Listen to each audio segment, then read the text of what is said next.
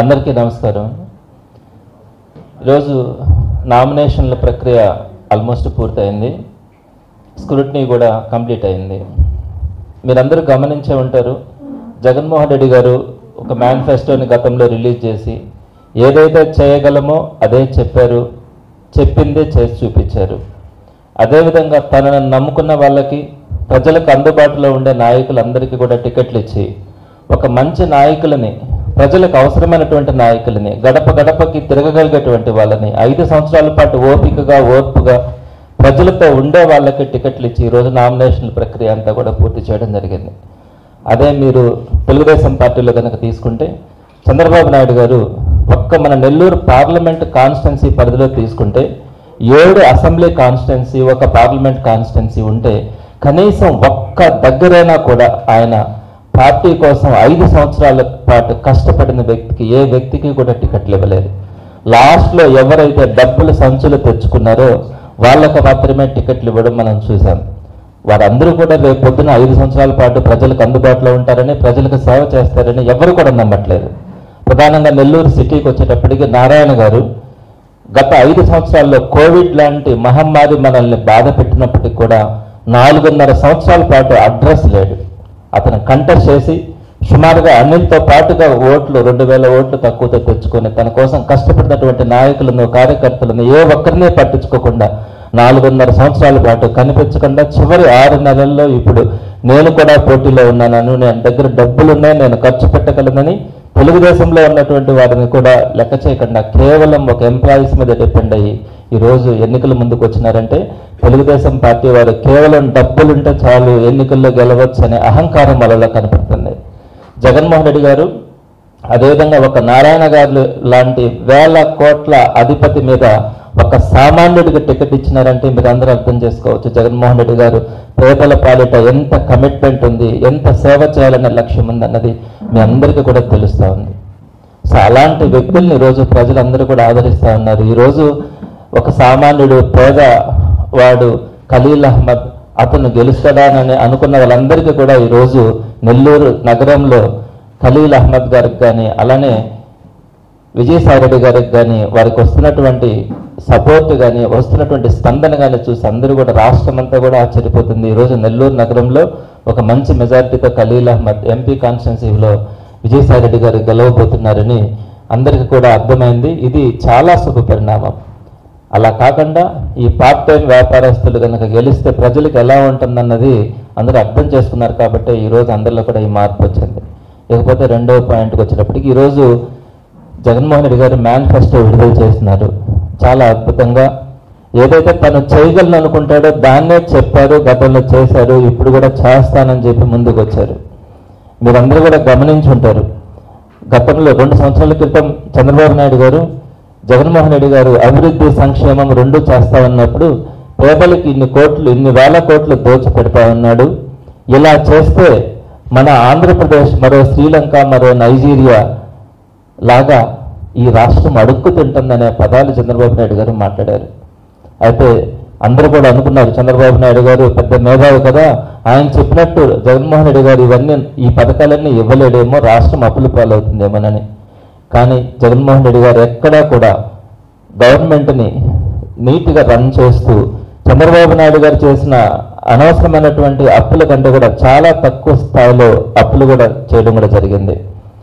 అలానే 5 సంవత్సరాల్లో తను ఏదైతే చెప్పినాడో పేద ప్రజలకు అండగా నిలబడి ఆ ప్రోగ్రామ్స్ అన్నింటినీ కూడా కంప్లీట్ చేయడం, దాంతో పాటుగా ఉపాధి అవకాశాలు కానీ, ఉద్యోగాలు కానీ ఇవన్నింటినీ కూడా ఊహించినంత స్థాయిలో కూడా అతను ఇవ్వడం జరిగింది. చంద్రబాబు నాయుడు గారు కానీ ఈ మధ్య కొంతమంది నాయకులు మాట్లాడుతూ ఉన్నారు, జగన్మోహన్ రెడ్డి గారి ప్రభుత్వంలో ఉద్యోగాలు లేవని. కొంచెమైనా మాట్లాడే వాళ్ళకి జ్ఞానం ఉండాలి అని నేను వాళ్ళకి సవినయంగా తెలియజేస్తా ఉన్నాను.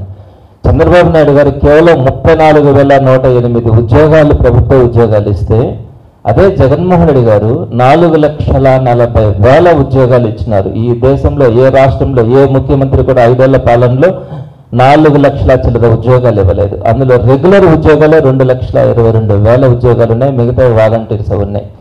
34,000 ఉద్యోగాలు ఇచ్చిన వ్యక్తి, 4 లక్షల ఉద్యోగాలు ఇచ్చిన వ్యక్తిని నువ్వు ఉద్యోగాలు ఇవ్వలేదు అంటే జనాలు ఏమనుకోవాలి, మనం ఏం మాట్లాడగలం? అలానే పారిశ్రామిక రంగంలో కానీ అభివృద్ధిలో కానీ ప్రతి దగ్గర కూడా జగన్మోహన్ రెడ్డి గారు చేసిన దాంట్లో కనీసం 10% కూడా చేయనటువంటి చంద్రబాబు నాయుడు గారు జగన్మోహన్ రెడ్డి గారిని విమర్శిస్తారు. ఈరోజు ఈ 50,000 సుమారుగా జగన్మోహన్ రెడ్డి గారు సంక్షేమం మీద 70,000 కోట్లు ఖర్చు పెడతా ఉంటే, అలా ఖర్చు పెడితే మన రాష్ట్రం శ్రీలంక అవుతుందని చెప్పిన వ్యక్తి ఎన్నికలు వచ్చే నాటికి జగన్మోహన్ రెడ్డి గారికి వస్తున్న ఆదరణను చూసి జగన్మోహన్ రెడ్డి గారు 70,000 కోట్లే ఖర్చు పెడుతున్నారు, నేను 1,20,000 కోట్లు పెట్టి సంక్షేమ పథకాలు ఇస్తానని చెప్పి చంద్రబాబు నాయుడు గారు ఈ మధ్య చెప్తా ఉన్నారు. ఎవరైనా నమ్ముతారా? నీ నోటుకుండానే నువ్వు కనీసం ఈ పథకాలు చేయలేవు అని చెప్పి మాట్లాడిన వ్యక్తివి నేను అంతకంటే ఎక్కువగా ఇస్తానంటే నమ్మే పరిస్థితి ఏ ఒక్కరికి కూడా కనిపించలేదు. ఈ క్రమంలోనే జగన్మోహన్ రెడ్డి గారు మళ్ళా ఈరోజు మేనిఫెస్టోని విడుదల చేస్తున్నారు. నేను గతంలో ఏవైతే పథకాలు సంక్షేమం కానీ అభివృద్ధి కానీ ప్రతి ఒక్కటి కూడా అన్నింటినీ కంటిన్యూ చేస్తాను. ఆ చేయడంతో పాటు క్రమం తప్పకుండా ప్రధానంగా అమ్మఒడి అనేది ఈరోజు ప్రతి పేద తల్లికి కూడా తన బిడ్డను చదివించుకోవాలన్న ఆకాంక్ష పెరిగింది. సో అక్కడ 15,000 రూపాయలు ఇస్తుంటే 17,000కి పెంచుతాను అని చెప్పారు. అలానే పెన్షన్, ఈరోజు వృద్ధులందరూ కూడా 3,000 రూపాయల పెన్షన్ తీసుకొని గౌరవంగా బతుకుతున్నారు. ఈరోజు ఎక్కడ కూడా రోడ్ల పక్కన అడుక్కొని తినే వాళ్ళు కూడా చాలా మంది ఉండేవాళ్ళు గతంలో. ఈరోజు ఆ సంఖ్య కూడా తగ్గుతూ ఉంది. పెన్షన్ సక్రమంగా 3,000 రూపాయలు 1వ తేదీన వస్తుంది కాబట్టి ఈరోజు సగర్వంగా బతకగలుగుతున్నారు. వాళ్ళకి కూడా 2 దఫాలుగా 3,500కు పెంచుతానని చెప్పి మాటలో కూడా స్పష్టత ఉంది. 2 దఫాలుగా పెంచుతానని చెప్పారు. అలానే రైతు భరోసాను కూడా 13,500 గతంలో ఇచ్చాను, ఇప్పుడు నేను 16,000కు పెంచుతాను అని చెప్పారు. మిగిలినవన్నీ కూడా ఏదైతే కాపు నేస్తం కానీ, ఈబీసీ నేస్తం కానీ, వైఎస్ఆర్ చేయూత కానీ, వైఎస్ఆర్ ఆసరా కానీ వీటన్నింటినీ కూడా ఎన్నిసార్లు 4 దఫాలుగా ఇస్తాను, 5 దఫాలుగా ఇస్తాను, ఎప్పుడు ఇస్తాను అన్నది కూడా స్పష్టంగా చెప్పిన జగన్మోహన్ రెడ్డి గారిని ఈరోజు ప్రజలందరూ కూడా ఎందుకు ఆదరిస్తున్నారు, ఎందుకు అంత ప్రేమను చూపిస్తున్నారు అన్నది అర్థమవుతా ఉంది. అదే చంద్రబాబు నాయుడు గారి మాటల్లో కానీ హామీల్లో కానీ ఎప్పుడు కూడా ఏది కూడా స్పష్టత ఉండదు. ఎంతమందికి ఇస్తారో చెప్పరు, ఎప్పుడు ఇస్తారో చెప్పరు. కాబట్టి మేనిఫెస్టో గతంలో జగన్మోహన్ రెడ్డి గారు చేసినటువంటి కార్యక్రమాలకి కొనసాగింపుగా అమ్మఒడి విషయం కానీ, పెన్షన్ కానీ, రైతు భరోసాను కానీ పెంచుకుంటూ మిగిలిన కార్యక్రమాలన్నింటినీ కూడా నేను కంటిన్యూ చేస్తానని చెప్పిన మాటలు, వాటిల్లో అస్పష్టత ఈరోజు ప్రజలందరూ కూడా విశ్వసిస్తూ ఉన్నారు. మీకు అందరికీ తెలుసు, చంద్రబాబు నాయుడు గారు గతంలో కొన్ని మాటలు మాట్లాడుతూ ఉంటారు. టీవీలు పెడితే మనకు అయ్యే కనపడతాయి.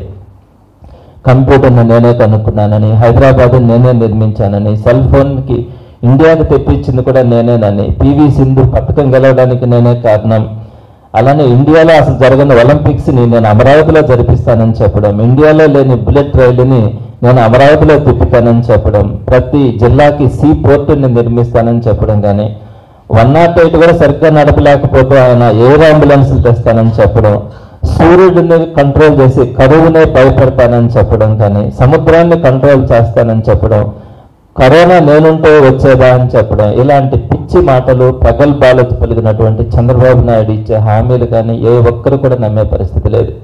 ఆయనకి తోడు ఇక్కడ నెల్లూరులో నారాయణ గారు ఉన్నారు. పచ్చి అబద్ధాలు. నేను గతంలోనే చెప్పాను, 5,200 కోట్ల రూపాయలు ఖర్చుతో నేను నెల్లూరుని అభివృద్ధి చేశాను అని చెప్తున్నావు. నెల్లూరు నగరంలో నువ్వు పోటీ చేస్తున్నావు. 5,200 కోట్లకి బడి దాపుల్లో కూడా నువ్వు కనుక స్టేట్ గవర్నమెంట్ నుంచి నువ్వు ఫండ్స్ తీసుకొని వచ్చి వాటిని కంప్లీట్ చేసి ఉంటే నేను రాజీనామా చేస్తానని దానికి కూడా నువ్వు చెప్పలేదు. ఎందుకు ఇలాంటి అబద్ధాలు, ఇలాంటి పచ్చి మోసాలు ప్రజల్ని మభ్య పెడతారని చెప్పి నేను వారిని సవినయంగా కూడా కోరుతా ఉన్నాను. నారాయణ గారు, మీరు వ్యాపారం చేసుకుంటున్నారు, విద్యా సంస్థలు నడుపుతున్నారు, నేను గౌరవిస్తాను. మీరు స్టేట్ లెవెల్లో ఎదిగారు వ్యాపారంలో, నేను దాని గురించి మాట్లాడట్లేదు. కానీ మీరు ప్రజలకు సంబంధించి మీ దగ్గర కొంచెం కూడా మానవత్వం కానీ, కనికరం కానీ, పేదవాళ్ళని కానీ ఇలాంటి ఆలోచన మీ దగ్గర ఉండదు.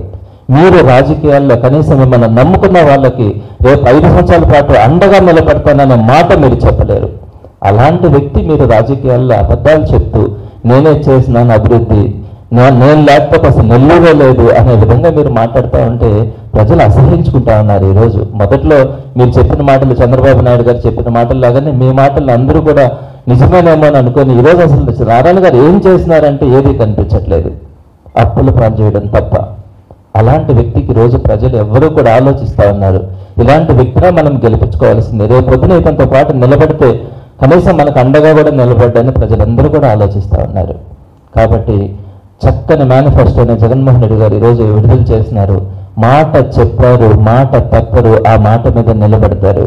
అలాంటి జగన్మోహన్ రెడ్డి గారు ఇచ్చిన మేనిఫెస్టోతో మంచి నాయకులు 7 కాన్స్టిట్యున్సీస్లో కానీ, అసెంబ్లీ కాన్స్టిట్యున్సీస్లో, ఒక ఎంపీ కాన్స్టిట్యున్సీలో కానీ ఒక నిజమైనటువంటి నాయకులు విజయసాయిరెడ్డి గారు లాంటి ఒక గట్స్ ఉండే లీడర్ జగన్మోహన్ రెడ్డి గారి కష్టాల్లో కానీ బాధల్లో కానీ ఎప్పుడు కూడా కమిట్మెంట్ తీసుకుని నడిచినటువంటి విజయసాయిరెడ్డి గారిని ఎంపీ కాన్స్టిట్యున్సీకి మనకి ఇచ్చిన తర్వాత నెల్లూరు జిల్లాలో వైఎస్ఆర్సీపీ క్యాడర్ కానీ లీడర్స్ కానీ అందరూ కూడా ఉత్సాహంగా పనిచేస్తూ ఈరోజు అన్ని నియోజకవర్గాల్లో మంచి మెజార్టీతో గెలుపుకు అందరూ కూడా ప్రయత్నిస్తున్నారు, కష్టపడుతున్నారు, విజయం వైపుగా సాగిపోతున్నారు. వారందరినీ కూడా ప్రజలు గెలిపించుకోవడానికి ముందుకు వస్తున్నందుకు అందరికీ కూడా చేతులెత్తి వారందరికీ కూడా ధన్యవాదాలు తెలుపుతూ సెలవు తీసుకుంటున్నారు.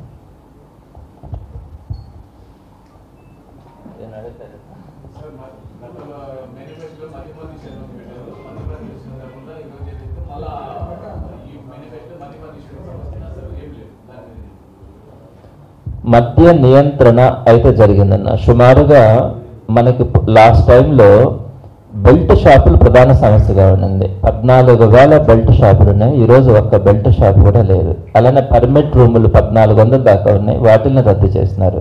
సుమారుగా 4,000కు పైగా ఉండే మద్యం షాపుల్ని సుమారుగా 1500-1600 మద్యం షాపులకి కంట్రోల్ చేసినారు. మద్య నియంత్రణ జరిగింది. మద్యపాన నిషేధమే నా తర్వాత చేయబోయే అంశం అని చెప్పి జగన్మోహన్ రెడ్డి గారు ఒక ఆలోచన. అయితే ఈ అంశాన్ని గతంలో చెప్పున్నారు కాబట్టి దాన్ని ఖచ్చితంగా రాబోయే రోజుల్లో చేయాలన్న ఆలోచన ప్రభుత్వానికి ఉంది.